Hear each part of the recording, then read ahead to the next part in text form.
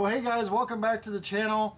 I am going to review today the locomotive that really started it all. This was the first locomotive that I had interest in the hobby, or real interest in. It is the 844 locomotive, re-released by Athearn Genesis with ESU LOKSound. We're going to see how this sounds, how the decoder controls motor speed, and see some of the differences. We will spend a lot less time on details because we have reviewed this before, but they've done some changes internally, so let's take a look at what you get next.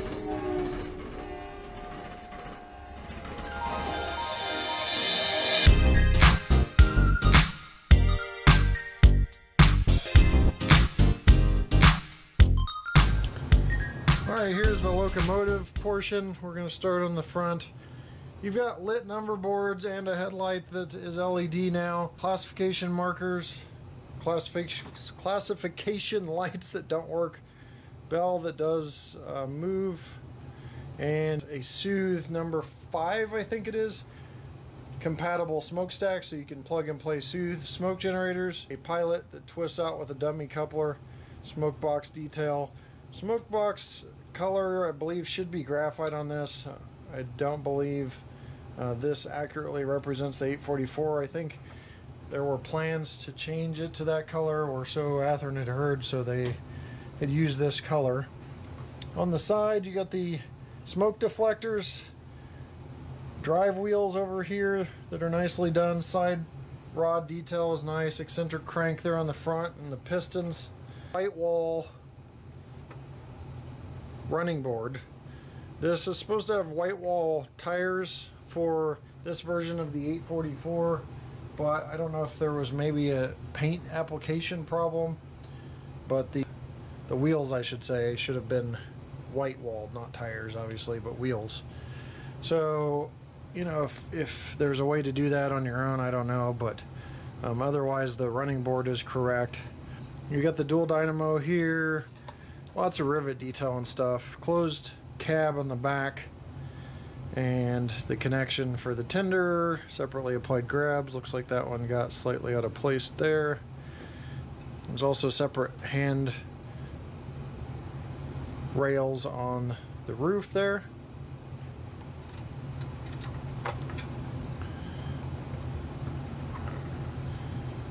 The smoke box up front and the firebox back here are the same color. More of the same on terms of detail. You do have this back here, this red wheel, which I believe is a brake wheel. So I'm going to zoom in so you can see some of the detail more closely, and then pan, even though my tripod is fighting me right now. Here you can see the front details more closely as well. Now the graphite smoke box, which is on 8444, which we have as well, is right here, and you can see that difference. Now 8444, this is prior to the renumbering to 844. Beautiful. I love this smoke box color. Matter of fact, I looked at my first run or second run 844, and this has got a more metallic appearance, so they upgraded that graphite smoke box. It really looks excellent. Got the Mars light. There's a lack of the Mars light on here because Ed Dickens, the engineer of 844, had, I believe, directed the removal of the Mars light, or I think they might have had issues with parts. So that's it for details. Let's check out operation. Alright, several functions of this ESU decoder. You got the headlight, like I said, which is LED. You have the brake light as well, the emergency stop light there on the front. I'll show you a front view of that later with lower light conditions. Fate, which mutes the locomotive.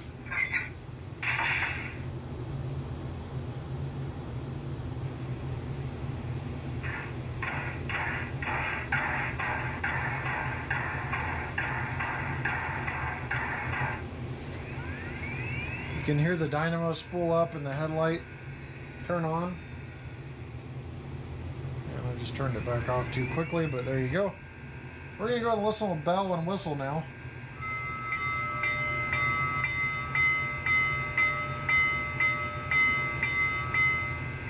Really, really good bell. Whistle.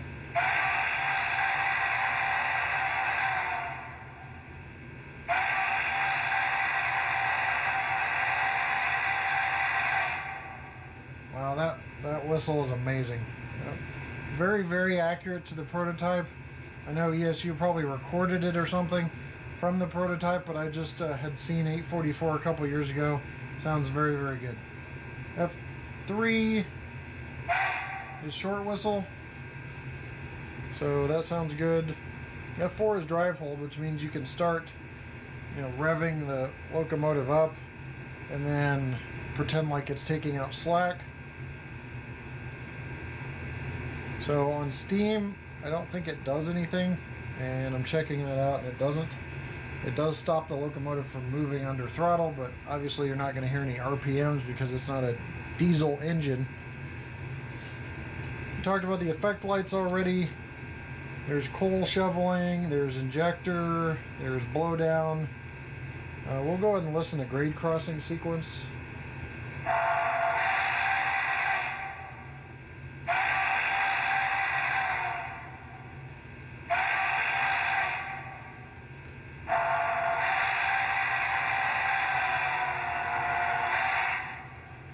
Quilling in there, so pretty good there. And then you've got, we'll just do one more blowdown, F19.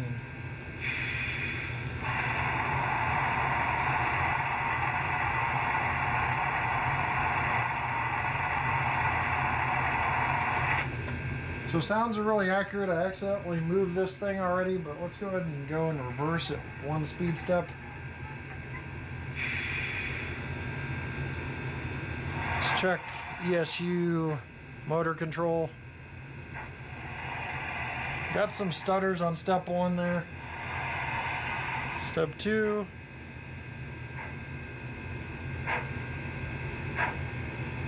Three.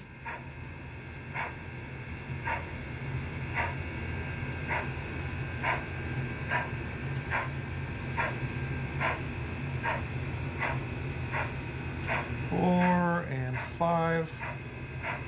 Still working out some lurching. No, it's out of screen now. We're going to go forward here. See what we got going on that way.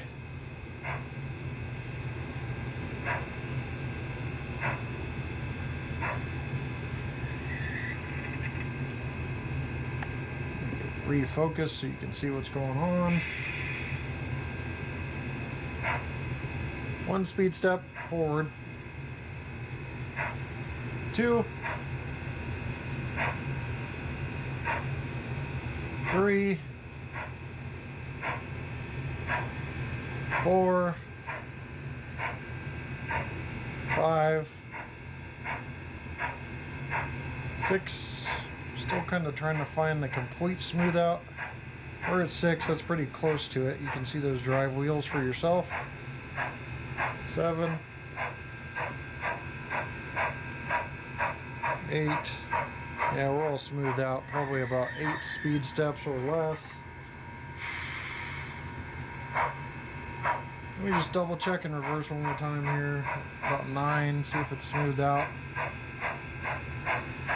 Looks pretty smooth out there in reverse at about 9 speed steps. So, may require some start voltage adjustments, some braking in, or it's just an actual locomotive quality or lack thereof for slow speed control. But there you have forward and backwards in speed steps 1 through 10 basically. Alright, here we have the 8444 on the left with the Mars light, 844 modernized on the right without. I'm now going to kill a little bit of light so you can see the Mars light action.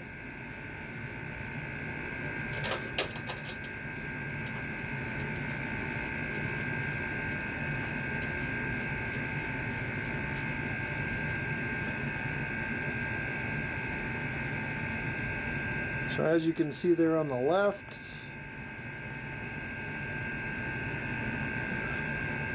or I believe that's emergency stoplight. I keep saying Mars light.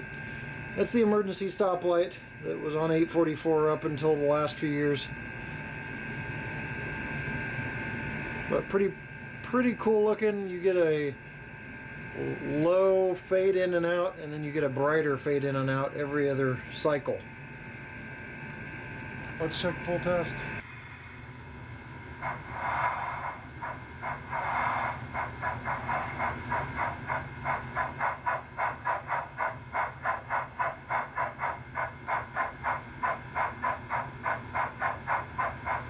So pretty good pull. You got 6.1 ounces. That equates to about 90 regular freight cars. You could probably say 50 or 60 passenger cars.